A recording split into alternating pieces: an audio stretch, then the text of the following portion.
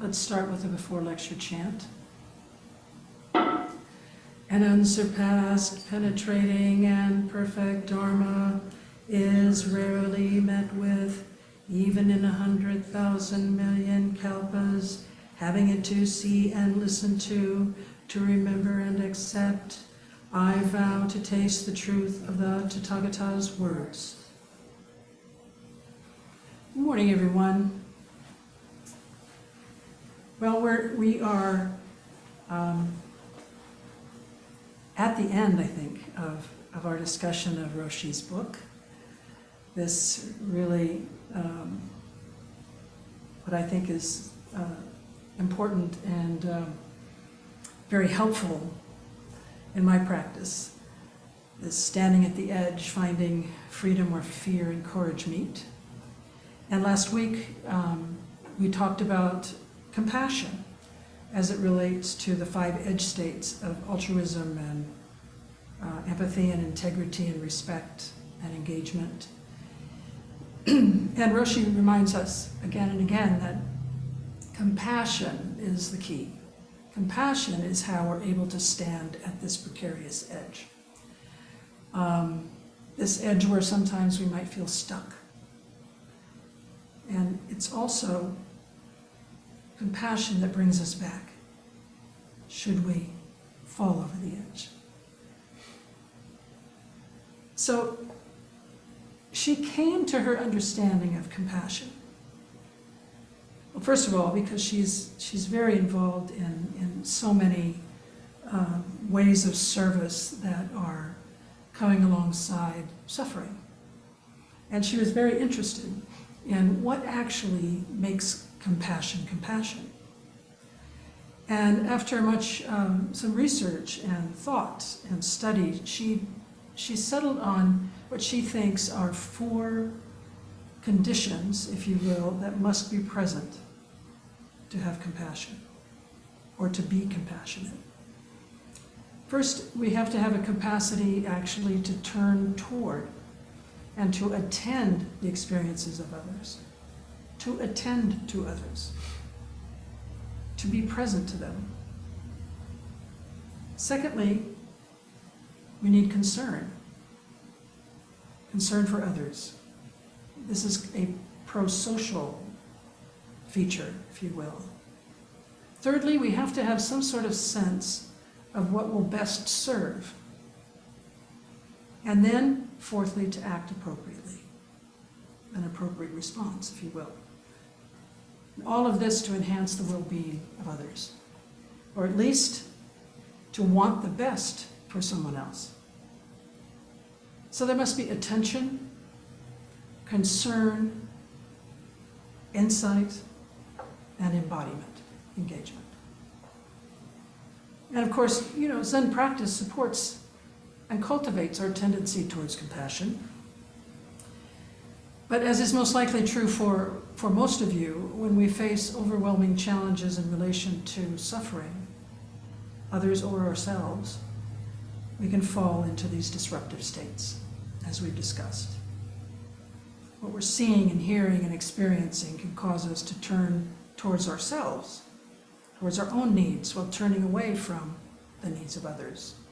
Or perhaps we just become so distracted that we're unable to really recover what it is we have to offer, or how it is exactly that we can serve. Roshi recounts that for herself, compassion became more visible by its absence. And I think we can call to memory right now, any of us, numerous times when we feel the very absence of compassion. Maybe it's in a heated argument with a loved one, or maybe witnessing some sort of disrespectful behavior towards an elder at the grocery store. It takes little thought or imagination to think of examples of absence of compassion. And it's this absence that actually led Roshi to develop a contemplative practice to cultivate compassion as we continue to interact and support others. And I've mentioned this before. She calls this grace, G-R-A-C-E. And this is an acronym for gather attention, recall our intention, attune to self and other, consider what will serve, and engage and end. And compassion emerges when these 5 features interact with each other, she says. And I want to share these today because actually I've used them in my own practice on and off the cushion a lot since I first heard Roshi talk about them. I've used it in meeting my own suffering, my own confusion, and while sitting alongside hospice patients, friends, relatives who are suffering. And grace can become just one more tool in our toolbox as we navigate our own lives and interact with others. It's a practice that can serve us very well in the moment, in the midst of our own experiences. Perhaps as we prepare to begin a difficult discussion or an important meeting. And even sometimes when I feel I've really not been skillful in a particular situation with another person or persons, afterwards I use the framework. I use it to learn from my mistakes, my oversights, this mess that maybe my ego created. And maybe I come up with a better way that I could do this next time, a more compassionate way. So I just want to take a closer look at grace with you, but let's look together with our body and our mind and our heart, not just our head. So first, an important aspect of grace is just simply gathering our attention, which is something Roshi talked about in this book, which is the importance of just pausing and taking time to reground ourselves. And we do this. You no doubt do this when you sit down to meditate, or in any number of other activities you're doing, whether it's starting to chop the carrots in the kitchen or cutting the roses. And she teaches us that on our in-breath, we're gathering our attention, and on the out-breath, we're dropping all of that attention into our body, our bodies so that we can feel the groundedness and the stability of our physical being. It can also not be just a breath. It could be focused on a place of your body, on an object, on a word or a phrase. But importantly, we use these moments just to simply interrupt our minds, to stop this chatter, this monkey mind, for at least a while. And it gives us space for letting go of, importantly, assumptions and expectations we might have going into this encounter.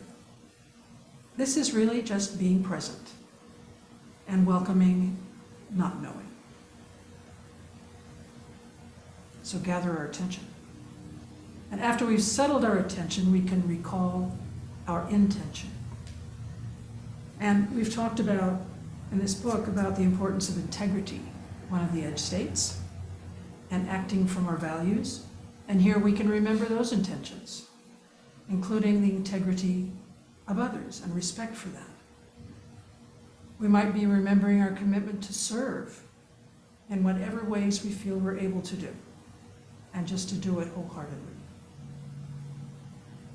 Letter A is for attunement to self and other. We bring awareness to our own physical, emotional, and cognitive experience. And you might ask yourself, what am I feeling in my body? And please don't skip this one.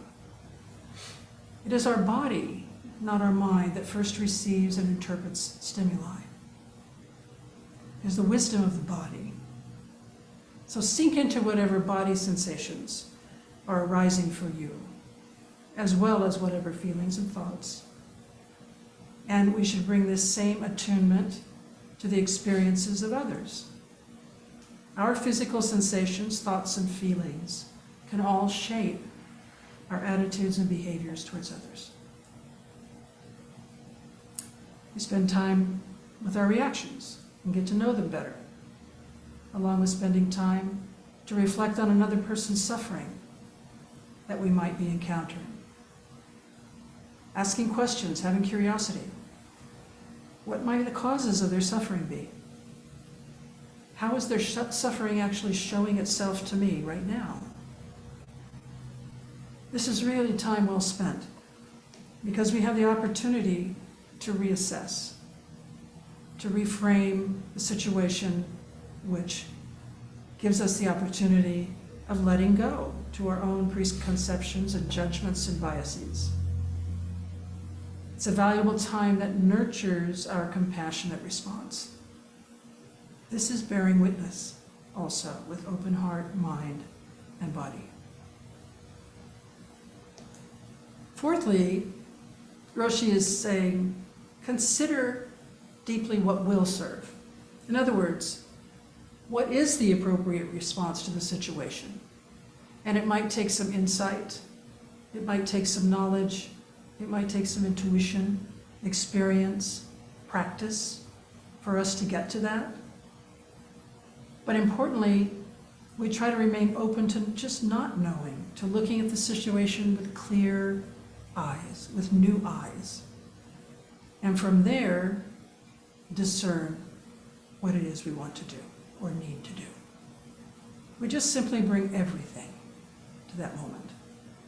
Open ourselves up and see and hear and feel how we might serve and what might serve. And lastly, the E in grace has two meanings: engagement and end. So this is the point at which we step into a moment of trust. We act if needed. And this may be an actual physical action, or it might just be a suggestion to someone, or it might even just be a question. And it can also be just doing nothing. The compassionate response may simply be to be present in the moment, listening, feeling, and sharing the space and time. The second E reminds us to bring an end to this encounter so that we may cleanly, in Roshi's words, cleanly move on to the next moment. And I think we can feel why that's important. No matter whether we're satisfied with the outcome of this interaction, maybe it's a discussion, a meeting, no matter if we are satisfied or not, Roshi reminds us it's just very important to notice and acknowledge what has transpired. We might feel disappointed in ourselves, in which case, okay, then let's spend some time on forgiveness. We might also take a moment for deep gratitude that this compassionate encounter can happen at all. So grace, gather our attention, recall our intention, attune to self and other, consider what will serve, and engage and end. It's a really powerful and effective practice for cultivating compassionate presence and a compassionate response. And I use these guides in the moment of an encounter and as a framework, as I said, to rethink a past encounter. A framework that we can practice for embodying compassion for ourselves and for others. However, we know, and most of us have experienced, compassion is not this all or nothing thing. We teeter at the edge, we burn out. In fact, Roshi writes, and I quote her here, "When I was caught in the gaps between kindnesses, I sometimes could turn my eyes toward what was missing. And it is this insight that compelled her to look more closely, to research actually the features of compassion. Attention, concern, insight, embodiment." And this made me think about today's world in which we're so accustomed to feeling that compassion is missing. And of course, it is, but again, it's not all or nothing. It's not always missing. And as I wrote this word missing, several times in the above paragraph, I was reliving my experience in a drawing class. And this was really, I want to say it was the first drawing class I ever took, but it might not have been, but it was certainly been a long time. And it was about 4 years ago. And I really lived it. I put my time and my effort, my whole heart into it, really, and I learned a lot. But you know, that's not a stretch because I really didn't know much at all anyway. But the drawing class turned the idea of what's missing upside down for me. For those of you who are artists or know anything about art, and here again, I know very little, what I learned was this. Negative spaces, so think when you're looking at a drawing, think of white space. Negative spaces are actual shapes that share edges with the positive shape being the object that you're drawing. And they're just as important as the object itself. And negative space actually helps us define the boundaries of the positive space and brings balance to a composition. As an example, if we draw a picture of a coffee mug, the negative space is the space, usually kind of an oval shape, is the space between the handle and the mug itself where we put our fingers through it. That's the negative space. Now, to me, at the first drawing class, me with the untrained eye, these negative spaces were places where something was simply missing. To be exact, drawing was missing, but it isn't so. And I think it's true with compassion. In general, in today's world, compassion and kindnesses are not in general missing, but perhaps we have become too overwhelmed, too distracted, too busy to see what in our mind seems missing. But we know there are myriad kindnesses and connections all around us, filling in the spaces, blocking out the noise. And these are not necessarily great acts of compassion, but rather kindnesses that show up in so many ways throughout each day, connecting us even in this world that can seem so disconnected. I believe part of being compassionate is recognizing compassion in others and ourselves, and acknowledging the fundamental interconnectedness at the heart of our existence. As sometimes happens, a few days ago I received a text from a friend. That's not what sometimes happens, but it was poignant. That's a poignant text from a friend. And let me thank you again, dear friend, for sending this timely offering if you are listening to this at some point. But he sent me a passage by Danusha Lamaris. And this passage, this poem, if you will, is called Small Kindnesses. And as I leave you and the book we've been studying for some months today, I also would like to leave you with this.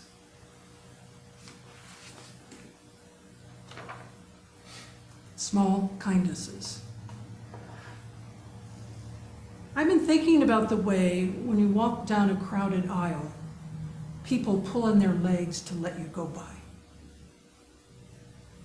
Or how strangers still say, "Bless you," when someone sneezes, a leftover from the bubonic plague. Don't die, we are saying. And sometimes when you spill lemons from your grocery bag, someone else will help you pick them up. Mostly, we don't want to harm each other. We want to be handed our cup of coffee hot and to say thank you to the person handing it. To smile at them and for them to smile back. For the waitress to call us honey when she sets down the bowl of clam chowder. And for the driver in the red pickup to let us pass. We have so little of each other now, so far from tribe and fire. Only these brief moments of exchange.